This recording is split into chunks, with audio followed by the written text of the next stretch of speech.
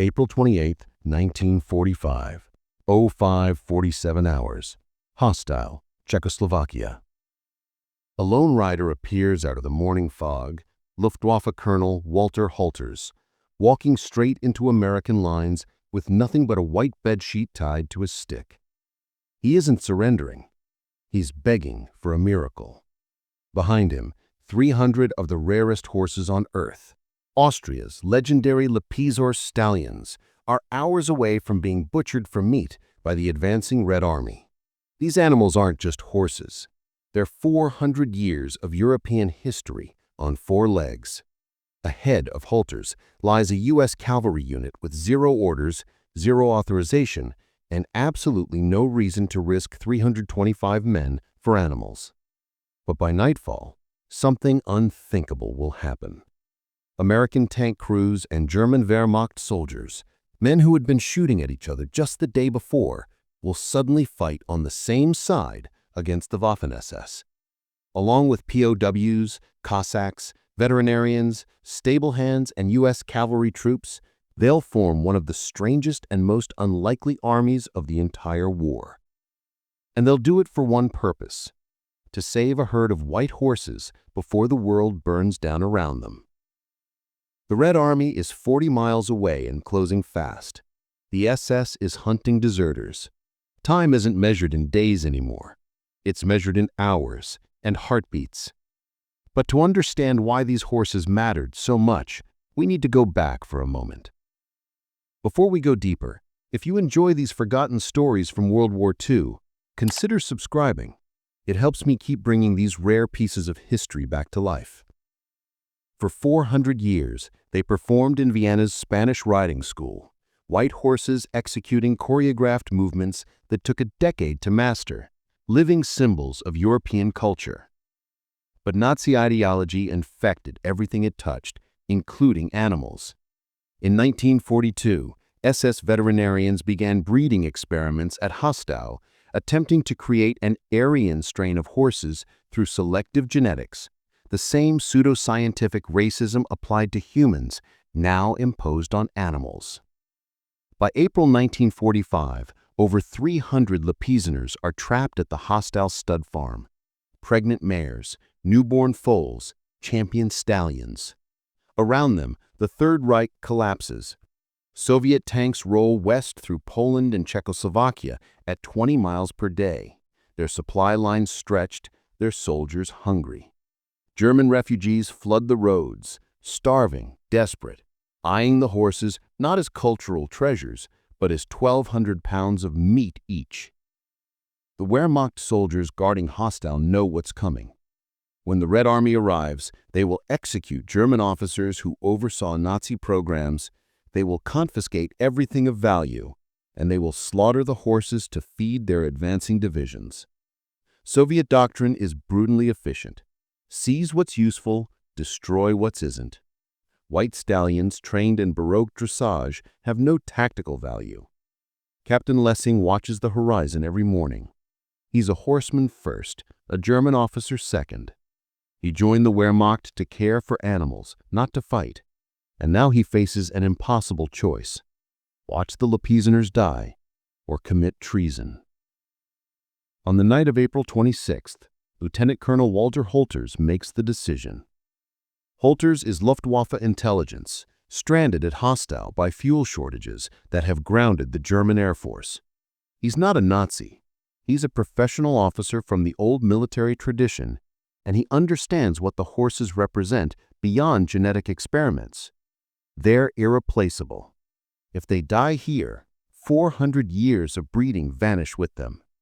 We contact the Americans, Holter says. The German officers at Hostau argue for 3 hours.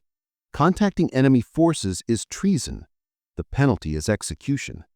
But watching the horses die is unthinkable. They vote. Holters will approach American lines, offer surrender, and beg for rescue. It's a suicide mission. The Waffen-SS patrols the roads, hunting deserters. If they catch Holters carrying a white flag toward American positions, they'll hang him from the nearest tree.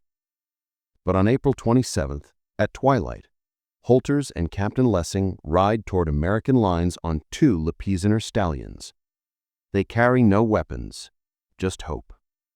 Colonel Charles H. Reed commands the 2nd Cavalry Group, mechanized, part of General George S. Patton's 3rd Army. It's April 1945, and Reed's war should be simple. Kill Germans, capture territory, advance toward Berlin. But Reed is a horseman. Before the war, before mechanized cavalry replaced horses with armored cars and tanks, Reed rode. He understands what Lipizzaners represent, not just animals, but living history. When Captain Lessing and Lieutenant Colonel Holters arrive at his headquarters on the night of April 27th, Reed listens.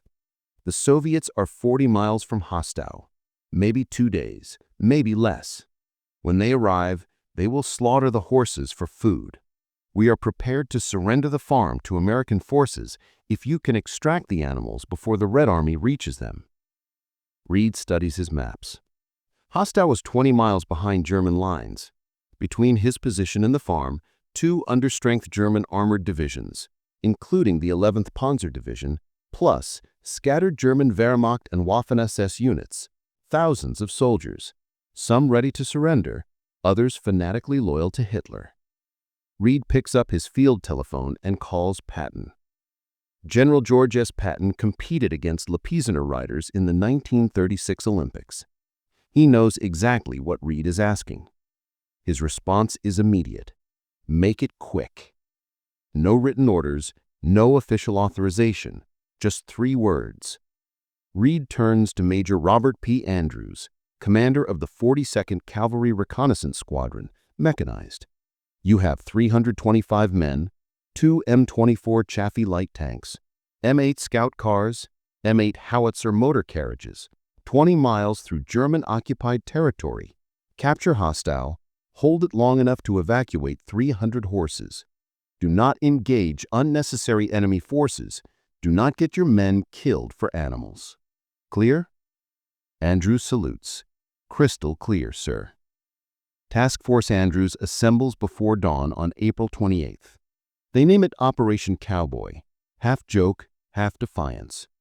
These are mechanized cavalry troopers who've never ridden a horse in combat, about to risk their lives for stallions they've never seen. Captain Thomas M. Stewart, Andrews' deputy, is different. Stewart is a Tennessee horseman, son of a U.S. senator, a man who joined the cavalry because he loves riding more than politics. When Andrews briefs the mission, Stewart volunteers to ride back to Hostau with Captain Lessing the night before the operation, a show of good faith, proof that Americans will honor the agreement. On the night of April 27th, Stewart rides 20 miles through German lines in a motorcycle sidecar driven by Lessing. They pass Wehrmacht patrols. They dodge SS checkpoints. If they're caught, Stewart will be executed as a spy. They reach Hostau at midnight. Stewart meets the German officers who've agreed to surrender. Horsemen, veterinarians, stablemasters, men who've spent the war caring for animals while the world burned around them. One officer, a Czech lieutenant colonel in the German army, opposes the plan, but he's outvoted. The Americans will come at dawn, Stewart says. When you see our tanks, raise white flags. Do not resist. We're here to save the horses, not to fight you. Before dawn on April 28th, Lessing drives Stewart back to American lines in the sidecar. They arrive at 0530 hours, just as 12 Corps unleashes an artillery barrage on German forward positions. By the way, let me know in the comments where you're watching from. I always enjoy seeing how far these stories travel, and giving the video a quick like helps it reach more people. The battle for Hostau has begun. 0600 hours, April 28, 1945. American artillery screams overhead, 105mm howitzer shells exploding along a 3-mile front, pulverizing German defensive positions. The barrage lasts 11 minutes, tearing gaps in the Wehrmacht lines. Task Force Andrews punches through. The M24 Chaffee tanks lead, 2 light tanks with 75mm guns, fast but lightly armored, designed for reconnaissance, not assault. Behind them, M8 scout cars carrying .5 caliber machine guns, then M8 howitzer motor carriages, tracked vehicles mounting 75mm pack howitzers for close fire support, and 325 men of the 42nd Cavalry Reconnaissance Squadron, riding in half-tracks and trucks, knowing they're driving into chaos. The advance is contested village by village. At Bela nad Buzo, 6 miles from Hostal, Wehrmacht soldiers open fire from stone buildings. Task Force Andrews dismounts, clears the town in 23 minutes, kills 9 Germans, captures 34. The prisoners are shocked when Stuart offers them a choice: surrender and go to POW camps, or join the rescue operation. 14 German soldiers volunteer to help save the horses. An unmapped town appears in their path. Intelligence missed it entirely. Task Force Andrews bypasses it, racing cross-country through farmers' fields, hoping speed will prevent organized resistance. At 14:30 hours, they reached Hostal. White flags hang from every building. German soldiers stand in formation, weapons stacked, hands raised. No shots fired. Captain Lessing rides forward on a white stallion to greet Colonel Reed, who's driven forward to oversee the operation personally. Reed dismounts, walks through the stables, and sees 300 Lipizzaners, pregnant mares, foals born days earlier, champion stallions worth more than tanks. "Get them moving," Reed orders. "We have hours, not days." Then he turns command of Task Force Andrews over to Captain Stuart and departs with most of the force to resume 12 Corps' advance toward Pilsen. Stuart is left with Troop A, 1 cavalry troop, 2 M24 Kanks, 2 M8 howitzer motor carriages, 180 men total, to hold Hostal, evacuate 300 horses, and survive until the Red Army arrives. It's 1500 hours. Stuart organizes what he later called his Foreign Legion: 180 Americans, 50 German Wehrmacht soldiers, 30 liberated Polish POWs, 12 Cossacks who'd been captured fighting for Germany, 8 French prisoners, 4 British soldiers, and 20 Czech civilians, an army held together by desperation, not allegiance. He arms them all with captured German weapons. "The SS is coming," Stuart tells them through translators. "They'll kill the horses out of spite. They'll kill us for treason. So we hold this farm until every animal is evacuated. Understood?" They understand. At 16:47 hours, the Waffen-SS attacks.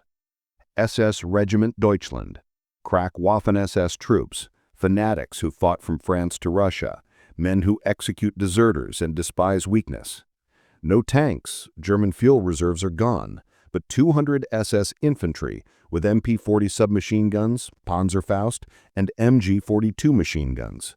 They don't care about horses. They care about traitors. The Americans open fire first. The 2 M24 Chaffee tanks positioned hull down behind farm buildings, their 75mm guns tearing into SS infantry advancing across open ground. The M8 howitzer motor carriages fire high explosive shells at 300 yards, direct fire, point-blank range, shredding German formations. Stuart's Foreign Legion fires from windows, doorways, stable roofs. German Wehrmacht soldiers, fighting against SS troops who would have shot them for treason hours ago, pour rifle fire into the assault. Polish POWs armed with captured Kar 98K rifles fight with savage intensity. These men were conquered in 1939, enslaved for 6 years, and now they have weapons. Cossacks, expert marksmen, pick off SS squad leaders with precision shots. The SS assault falters. They expected token resistance, a few Americans, maybe some panicked German deserters. Instead, they face coordinated defensive fire from multiple positions backed by tanks and artillery. The firefight lasts 34 minutes. Over 100 SS soldiers die in the fields north of Hostal. An equal number are wounded. American casualties, 3 dead, 7 wounded. German casualties among the Foreign Legion, 2 dead, 5 wounded. The SS retreats, but they'll be back. Stuart walks the defensive perimeter checking ammunition, repositioning his hodgepodge army. Behind him, German veterinarians and stable hands load pregnant mares into commandeered Wehrmacht trucks. Newborn foals, too weak to walk, are carried by hand. Stallions are mounted by cavalrymen, American, German, Polish, Cossack, and herded toward the western road. It's chaos. Horses panic at gunfire, mares refuse to load, foals collapse from stress, and every minute the Red Army advances another half-mile. At 19:23 hours, the Waffen-SS attacks, this time from the east, 120 men, more cautious, using cover, trying to flank the American positions. The tanks can't see them through the buildings. The M8 howitzers fire blindly into suspected positions. The Foreign Legion holds. German soldiers fight Germans. Former enemies fire side by side. An American sergeant and a Wehrmacht Feldwebel coordinate interlocking fields of fire as if they've trained together for years.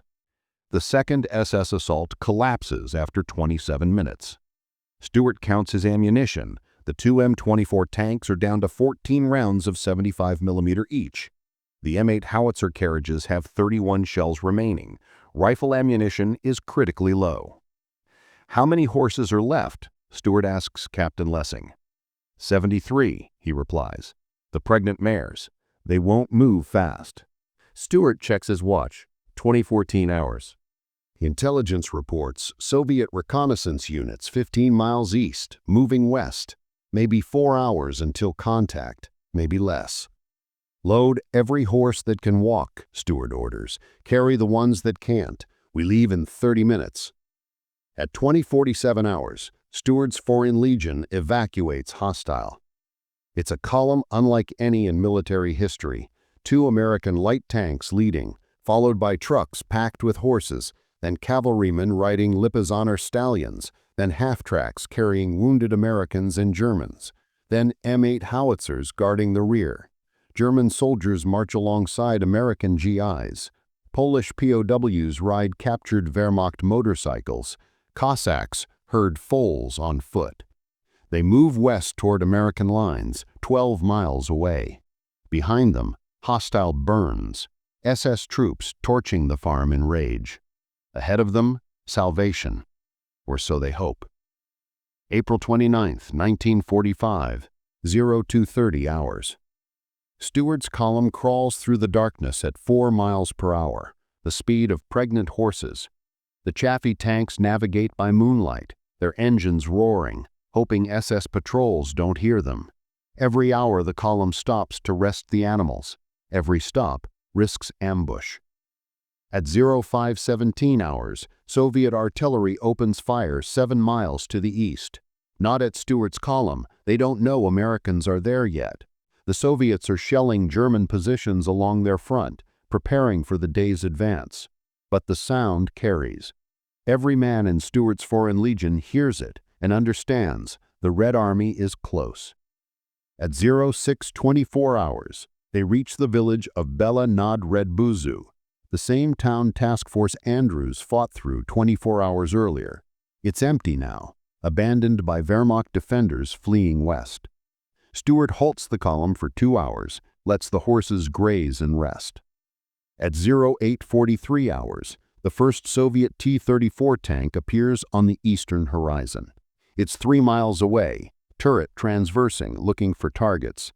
Then another T-34, then a third, an entire Soviet mechanized brigade, rolling west, consuming territory. "Move," Stuart orders, "now." The column surges forward, trucks accelerating, cavalrymen spurring their mounts, the Chaffee tanks racing ahead to scout the road. They're 6 miles from American lines. The Soviets see them. T-34 commanders raise binoculars, trying to identify the column. They see American tanks. They see German trucks. They see soldiers in mixed uniforms. Confusion buys Stuart precious minutes. At 9:12 hours, Soviet tanks enter hostile from the east as Stuart's column exits from the west, literally minutes apart. A Soviet tank commander radios forward, asking for orders. American forces ahead, mixed with German vehicles moving west with livestock.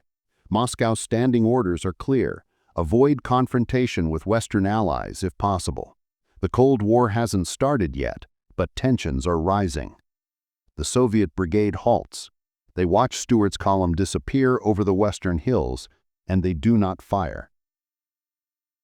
At 10:34 hours, Task Force Andrews crosses back into American-controlled territory.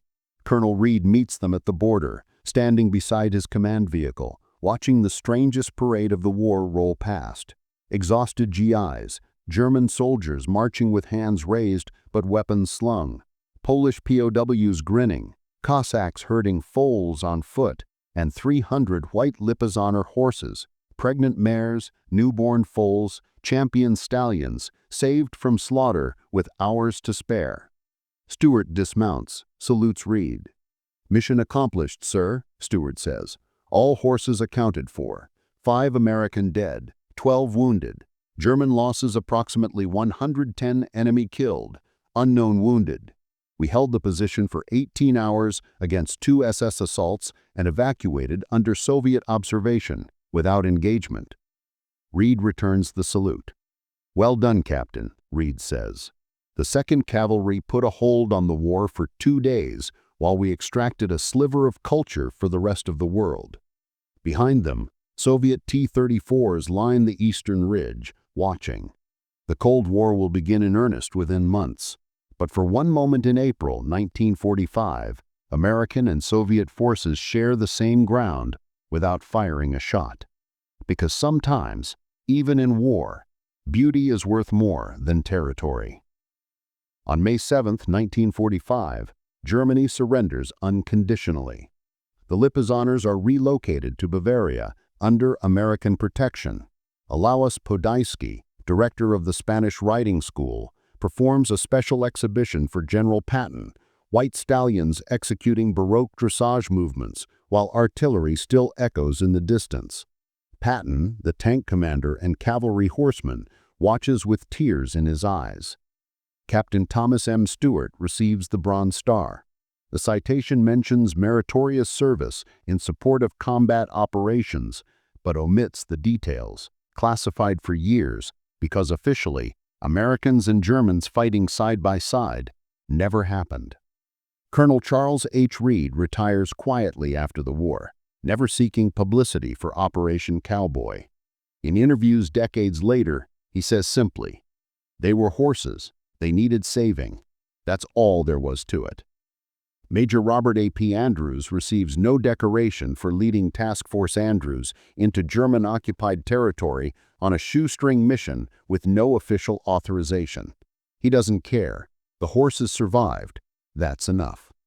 The German officers who surrendered hostile, Holters, Lessing, and the veterinarians, are processed as POWs and released within a year. Lessing returns to veterinary practice in Austria, working with horses for another 30 years. The Lipizzaners return to Vienna in 1955 when Austria regains independence. Today they still perform at the Spanish Riding School, living proof that not everything beautiful was destroyed in the war. 300 horses, 5 American lives, 1 impossible mission. But Operation Cowboy represents something deeper than logistics.